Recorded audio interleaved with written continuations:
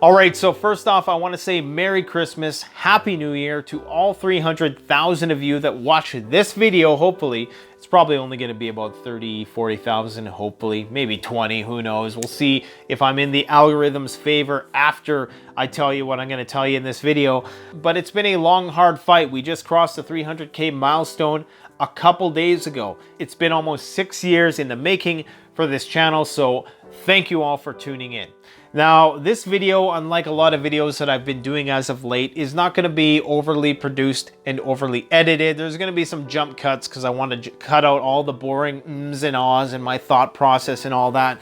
But the reason why we all came to YouTube in the first place is because we wanted to escape the mundane monotony of the mainstream media. And for me, I'm always trying to raise the bar for the production quality of my videos, not just in the production quality, but making sure what I say is on point. And basically getting rid of all the chaff, making sure that the words that come out of my mouth are only the essential words that need to be said and not all the other boring nonsense that you don't want to hear. However, in doing that, you kind of dehumanize the content, and that's what we all came here for. We wanted to see real people doing real things. And so that's why I'm doing this video like this. And I'm going to be doing more videos like that, like this in the future, because I think there's a lot of people who want to maintain that human connection with me.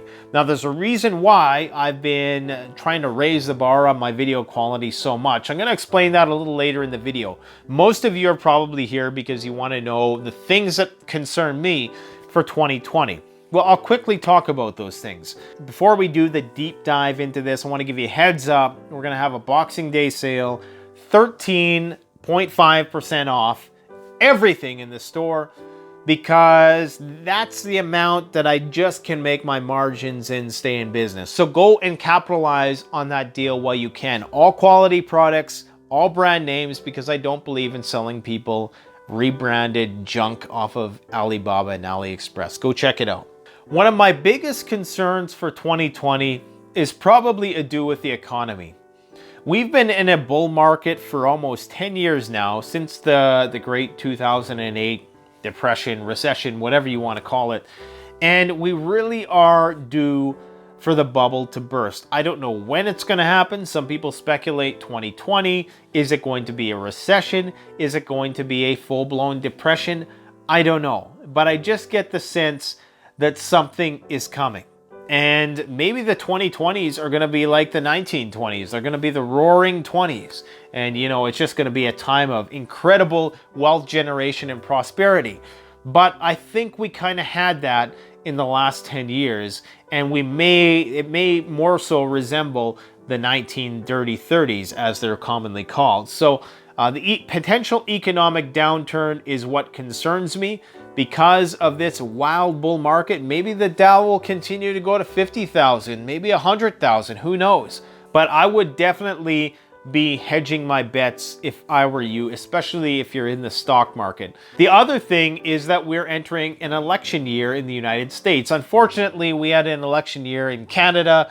I'm not even going to talk about that. We all know how that went, so whatever. Let's just forget about it. Election year 2020. Is there going to be civil unrest? Is there going to be street battles? There very well could be, depending on how this whole impeachment process plays out, depending on who the Dems elect. All of those things could intersect into a major powder keg of activity. Cybersecurity is also on the list as companies race for supremacy in terms of the 5G network, in terms of artificial intelligence. Cybersecurity is going to be one of the biggest threats in the 2020s, mark my words. Also, weather anomalies, that's definitely going to be a factor. Possible food shortages, possible resource shortages, the disasters are going to continue, and all of these things are intertwined. So when one thing goes, the likelihood of another thing happening increases. So if with an economic downturn comes epidemiological issues, there may be greater health problems within the population, which may lead to some sort of pandemic or may create the conditions that, you know, epidemiologists have been saying for years are going to contribute to the next great pandemic. So no matter what it is, whether it's the trade wars, whether it's the world wars, whatever the case might be, I'm always vigilant. I'm always ready for something to pop off, because there's always the calm before the storm.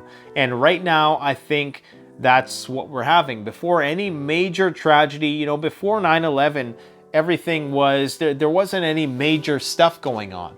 Then, of course, that happened. And now that doesn't mean that I'm gonna lose sleep and I'm not gonna do all the things that I love to do, but that just means I'm staying vigilant as we head into 2020. Now, in terms of the direction of this channel, I've had this channel for about 5.5 years. In that time, I've gained about 350,000 subs, lost about 50,000 due to a variety of reasons, some algorithmic, some YouTube subscribe glitch, some just because people lost interest. In order for a channel to remain vital, you must continue to bring in new subscribers. So you must continue to appeal to a broader and broader audience. Now, luckily, I only have 300,000 subs. There's an estimated 10 million preppers in the United States. So there's still a lot of ground to cover there. And there's still a lot of people that I would hope to convert to become preppers. Maybe not full-fledged doomsday preppers, but at least 72-hour preppers. So I'm constantly trying to broaden the audience. And the only way you can do that is if you make content which is more universal in its appeal. So what I want to do, and what all you YouTube creators aspire to do, is to balance out content for their older, more mature, more knowledgeable subscribers, people who've been here since day one, people who know far more than me about prepping, but are just looking to this channel for any bits of inspiration that they may find, and the people who are very new to prepping and don't know anything about it. Trying to balance content for both of those audiences is challenging. So what I'm going to do in the new year is I'm going to have a color coding system on my thumbnails. So right now you see the branded sidebar with Canadian Prepper, it's in red. For content which is more beginner oriented, I'm going to change that color, possibly to yellow or green. And I may even get more specific with regards to the different types of color coding. So I may color code for the major categories like SHTF discussions, gear reviews, and how-to videos. Now here's the thing, at some point down the road, you will get tired of the YouTube creators that you watch. With topical content, people are going to get tired of it. It's just the way it is. People are going to evolve. It's like you don't stay in elementary school forever. You don't stay in high school forever. Eventually, you graduate and you move on to other things. And that's where people are going to be with my channel. So it's like the University of Canadian Prepper, if you will. It's like this for every channel. You enter and then you watch a few videos, you get what you need, and then you move on.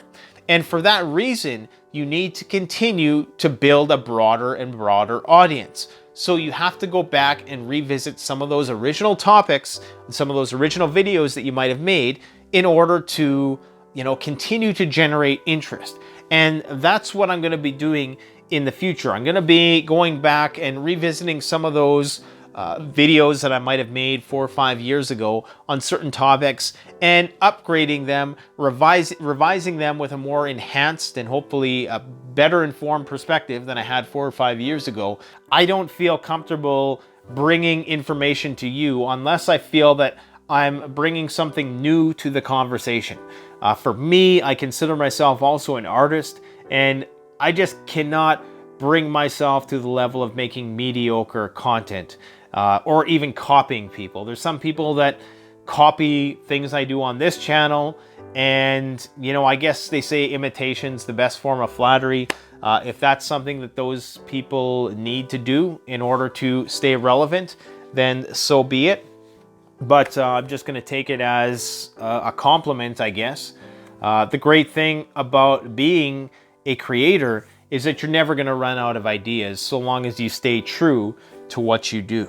So that's an explanation for why the content's changed. Now, obviously, there are monetary pressures to make videos in a certain way, but the algorithm has gotten a little bit better at all the false positives. So I think that means that I'm going to be able to revisit some of those after the collapse style videos and present it in the way that it should be presented. That is, for a mature audience. And that might involve some borderline explicit content, which may get the videos restricted. But it's important that it is, because we're talking about disaster. We're talking about life-ending events. We're talking about shit hits the fan, okay? These are not by their nature G-rated topics. In order to do these topics justice, I can't do it in a Disneyland Mickey Mouse format where, I'm stripping it of all of the real raw aspects of what I'm talking about, just giving you the super sanitized version. Another reason to understand why creators should do this is because if you look at movies, there's a reason why they're always remaking the same movies. I mean, why are they constantly remaking the Batman series? All these different stories that they're constantly trying to tell over and over again for every new generation that comes out. Because for whatever reason, whether it was the cinematography or the CGI, it's not relatable to the current generation. So in order to connect with every new generation, you kind of have to retell the story. So that's the reason why I might be redoing some of those old videos. Now, in terms of some upcoming videos that we have, we're going to be doing more dog-related videos. Yes, dog-related videos. Baxter and Marshall, people want to see more of them. We got lots of new survival gear reviews coming in 2020. Really innovative, high-tech stuff that I know some people appreciate. We're going to do some winter camping. We're going to do more hunting videos next year. We're going to be doing a reboot of the After the Collapse series. We're going to be doing a lot more with the Conflicted card game. I did one video on that already, so we're going to be doing a lot more with that, and just really countless other topics. I want to get back to doing 3 to 4 videos a week, but I'm also trying to set a high standard for the videos I release.